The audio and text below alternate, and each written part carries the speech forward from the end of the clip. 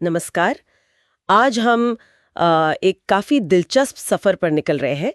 Philippines और भारतीय उपमहाद्वीप की उन प्राचीन संस्कृतियों की दुनिया में जो अब्राहमिक धर्मों से मतलब ईसाई और इस्लाम से पहले थीं। जी। देखते हैं कि स्रोतों के आधार पर इन दो अलग-अलग भौगोलिक क्षेत्रों में क्या समानताएं थीं, क्या अंतर थे। बिल्कुल। और हमारा मकसद यही है कि फिलीपींस की जो अपनी स्वदेशी आध्यात्मिक सोच थी, उनका ज्ञान, उनका समाज, उसकी तुलना हम भारत के शास्त्रीय सनातन संस्कृति से करें। हाँ, ये देखना दिलचस्प होगा कि प्रकृति को लेकर, पूर्वजों को लेकर या फिर ब्रह्मांड को लेकर उनके नजरिए कैसे मिलते जुलते थे। अच्छा, फिलीपींस की कहानी तो बहुत ही पुरानी है। कहते हैं कि वहाँ शुरुआती निवासी कोई 7 लाख साल पहले भी थे। बाप रे, काफी पुराना। हाँ, और ताबोन मानव जैसे आधुनिक मानव के निशान भी मिले हैं, वो भी करीब 47,000 साल पुराने। अच्छा। और ये मतलब 7,000 से ज्यादा द्वीपों का देश है। वहाँ तो ऑस्ट्रोनेशियन भाषाएं बोली जाती हैं ना, जी 130 से 195 तक। जी जी। एक बहुत बड़ा भाषा परिवार है वो, जो पूरे दक्षिण पूर्व एशिया और प्रशांत तक फैला है। ठीक और है। वहीं भारत में देखें तो सनातन संस्कृति ज्यादातर वैदिक परंपरा और संस्कृत से जुड़ी भाषाओं के आसपास पनपी। हाँ, वो एक अलग धारा है। बिल्कुल। और शुरू से ही देखें तो दोनों ही जगहों पर प्रकृति और पूर्वजों का सम्मान वो बहुत गहरा नजर आता है। हाँ, ये तो है।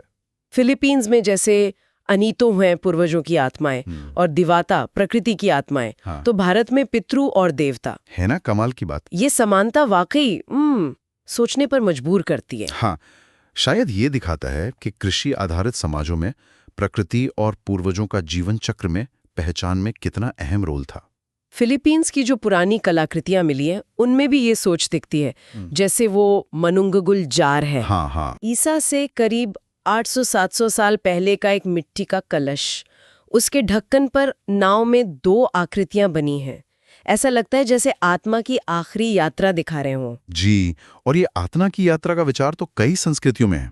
इसी तरह इफुगाओ लोगों के जो बुलुल हैं, हाँ, बुलुल। चावल के देवता। हाँ, चावल के संरक्षक देवता या पूर्वजी माने जाते हैं। और भारत में पितरों के लिए जो श्राद्ध कर्म होता है, बिल्कुल। दोनों ही दिखाते हैं कि पूर्वजों से जुड़ाव कितना मजबूत था। और वो मिंडनाओ वाले मैनेटुम जार भी बड़े खास हैं। हाँ, जिन पर चेहरे बने हैं। जी, मानव चेहरे। लगता है ये खास तौर पर पूर्वज पूजा से ही जुड़े थे। और खास बात ये कि ये फिलीपींस के बाहर मिलते भी नहीं हैं। अच्छा। ये भी दिलचस्प है कि फिलीपींस में जो आध्यात्मिक गुरु और वैद्य थे, वो अक्सर बबाइलन या कतालोनन कहलाते थे। जी। और कई बार ये भूमिकाएं महिलाएं निभाती थीं या फिर ऐसे पुरुष जो स्त्री की तरह रहते थे। हाँ, ये एक खास बात है वहाँ की। वो आत्माओं से बात करते, जड़ी बूटियों से इलाज करते। उनकी वो हिलोत मालिश तो आज भी होती है। कहते हैं उसमें आध्यात्मिक पहलू भी है। बिल्कुल। भारत में देखें तो ये भूमिका काफी हद तक ब्राह्मण पुजारियों और आचार्यों की रही, और यहाँ आयुर्वेद जैसी मतलब एक पूरी विस्तृत चिकित्सा पद्धति विकसित हुई। हाँ, आयुर्वेद तो बहुत विशाल है। जी, लेकिन दोनों ही जगह जड़ी बूटियों का इस्तेमाल, प्रतीकात्मक नाच गान और इलाज के लिए आध्यात्मिक तरीकों का इस्तेमाल ये आम था। अच्छा। भाषा में भी देखें ना, जुड़ाव साफ है। फिलिपीनी शब्द दिवाता वो साफ तौर पर संस्कृत के देवता से आया लगता है। अरे वाह, देवाता से देवता, हाँ, ये तो सीधा जुड़ाव है। और इन मान्यताओं की झलक सिर्फ रीतियों में ही नहीं बल्कि प्रतीकों में भी है ना? बिल्कुल। जैसे फिलीपींस की कला में वो स्वस्तिक जैसा चिन्ह मिला है। हाँ, मिला है। उसे शायद वो सूरज या हवा का प्रतीक मानते थे। और भारत में तो स्वस्तिक मतलब सु प्लस अस्ति यानी सौभाग्य, कितना शुभ माना जाता है। हाँ, सूरज से जुड़ा हुआ। जी। इसी तरह फिलीपींस में वो पवित्र बलेते का पेड़ है, बरगद जैसा। हाँ, भले थे। और भारत में पीपल या बोधि वृक्ष का जो महत्व है, दोनों को एक तरह से जीवन के वृक्ष, ट्री ऑफ लाइफ के प्रतीक की तरह देखा जा सकता है। अच्छा, तो फिर ज्ञान सहे जाने का तरीका भी मिलता जुलता था? मतलब फिलीपींस में ज्यादातर ज्ञान मौखिक था? हाँ, बिल्कुल। महाकाव्यों और लोक कथाओं के जरिए पीढ़ी दर पीढ़ी पहुंचता था। जैसे वो ब्याग्नि लामांग है या हिनीलावॉड, बड़े महाकाव्य हैं ये। अच्छा। ठीक वैसे ही जैसे भारत में वेद और महाकाव्य भी मूल रूप से मौखिक परंपरा थे। उन्हें तो बहुत बाद में लिखा गया। मतलब याददाश्त और सुनाने की कला, इसका महत्व दोनों जगह जबरदस्त था। समझ गए। अच्छा, और व्यापार और राजकाज के बारे में स्रोत क्या बताते हैं? समुद्री व्यापार तो था ही दोनों जगह। हाँ, वो तो था। फिलीपींस में 9वीं 12वीं सदी के सोने के छोटे छोटे सिक्के चलते थे, पिलोनसिटोस। जी, पिलोनसिटोस। और वो लगूना कॉपर प्लेट शिलालेख जी, 900 ईस्वी का। वो तो कमाल का सबूत है। सही कहा आपने। वो शिलालेख तो बहुत महत्वपूर्ण है। उस पर संस्कृत के शब्द हैं और भारत से आई कविलिपि का प्रयोग है।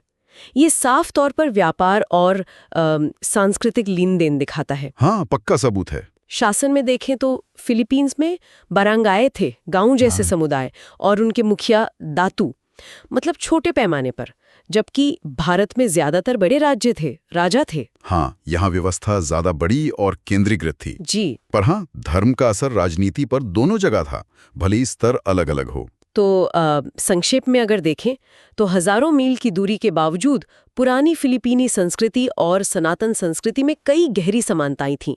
प्रकृति पूजा, पूर्वजों का सम्मान, स्वस्तिक जैसे प्रतीक, मौखिक ज्ञान की परंपरा, समुद्री व्यापार। जी, काफी कुछ मिलता-जुलता था। फर्क देखें तो शायद मंदिरों के पैमाने पर था। भारत में ज्यादा भव्य मंदिर बने, और राजनीतिक संगठन के स्तर पर। हाँ, ये मुख्य अंतर कहे जा सकते हैं। और बाद में देखें तो फिलीपींस में 14वीं सदी में इस्लाम आया, फिर 16वीं सदी में ईसाई धर्म। हाँ, स्पेनिश प्रभाव। जी, उससे वहाँ की जो स्वदेशी परंपराएं थीं, वो कुछ दबीं, कुछ बदलीं, कुछ घुल-मिल गईं।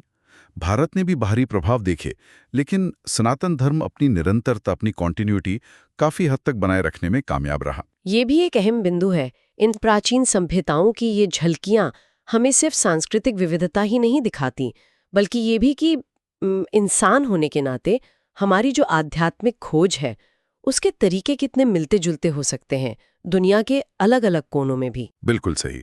और जाते जाते शायद एक विचार ये छोड़ सकते हैं हम कि इन पुराने सांस्कृतिक और आध्यात्मिक जुड़ावों को समझना आज के एशिया की जो साझी विरासत है, जो शेयर्ड हेरिटेज है और पहचान है, उसको कैसे मजबूत कर सकता है, या शायद कोई नया नजरिया दे सकता है।